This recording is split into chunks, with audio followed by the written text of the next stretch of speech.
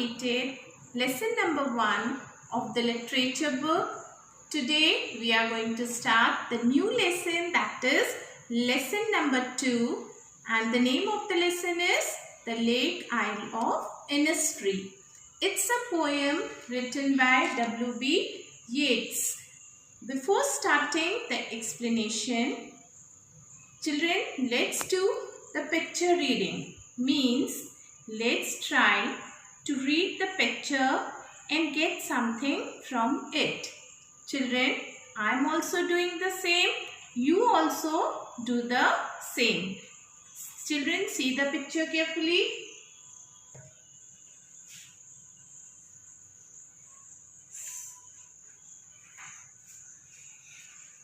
Children, according to me, it's a beautiful and pleasant scene of nature where one can get peace and enjoy the beauty of nature. Am I right, children? I think your answer will be yes. So, children, let's talk about the poet of this poem.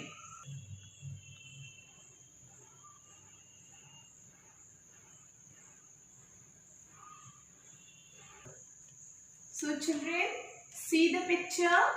Who is he? He is W.B. Yeats. William Butler Yeats. He is the poet of this poem. Let's talk something more about him. He was born in Dublin, Ireland in 1865. He was a poet and playwright. Playwright means writer, author, dramatist, etc. Most of his writing focused on celebrating Irish culture and reflected his strong feeling of nationalism. The poem, The Lake Isle of Innisfree, is based on a real place close to the coast of Ireland. It is not an imagination of the poet, and the poet is highly attached with place because he often spent his time at the lake of Innisfree as a child. He remembered the place as a comforting haven where he could escape to whenever he needed some peace and quiet. The poem highlights the beauty of Ireland as Yeats experienced it. Dear children, let's proceed with the reading. I will arise and go now and go to Innisfree, and a small cabin built there of clay and wattles made.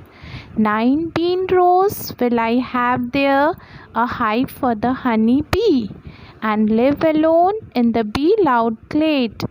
And I shall have some peace there, for peace comes dropping slow, dropping from the vales of the morning to where the cricket sings. There midnight's all a glimmer, and noon a purple glow, and evening full of linnets' wings. I will arise and go now, for always night and day I hear lake water lapping with low sounds by the shore. While I stand on the roadway or on the pavements grey, I hear it in the deep heart's core. The poem is written by William Butler Yeats.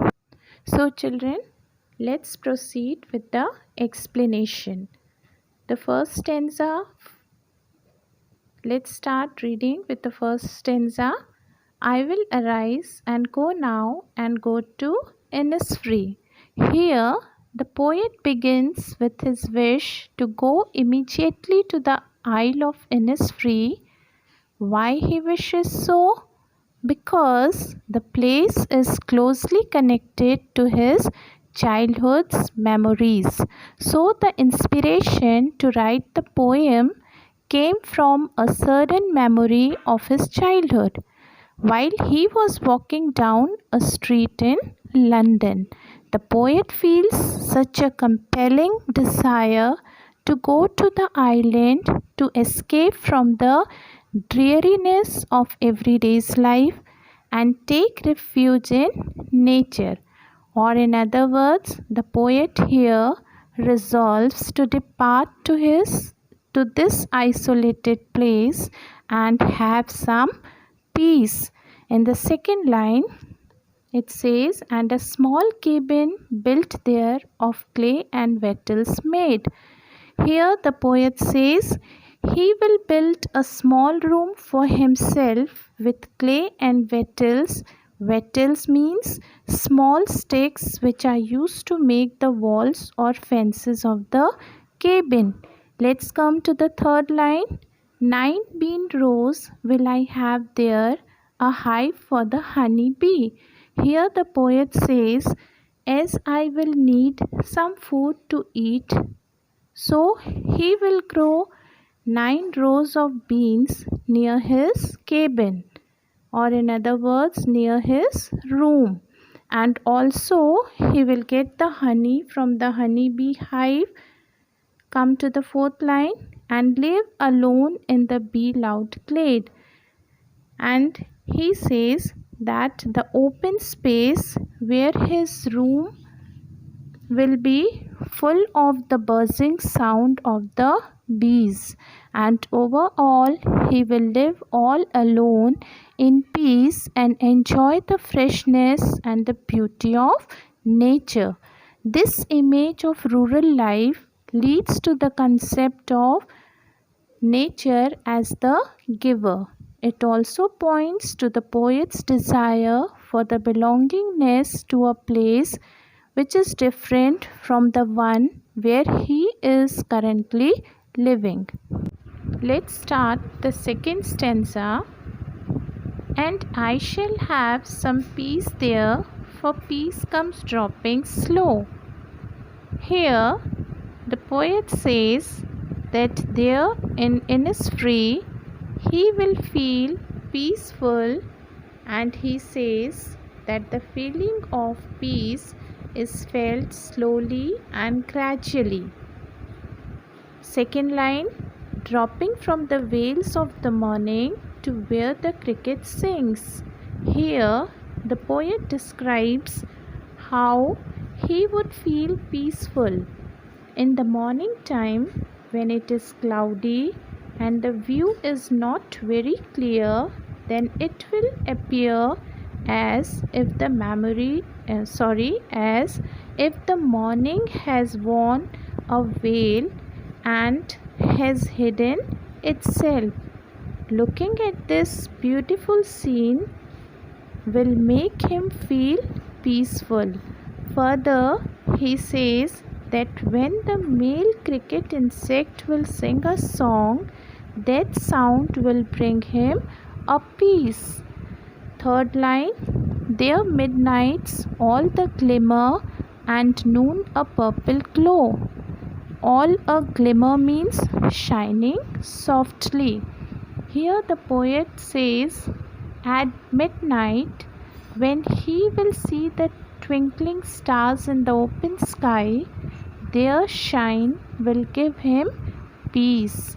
And in the afternoon when the sunlight will give a purplish glow, it will make also give him peace.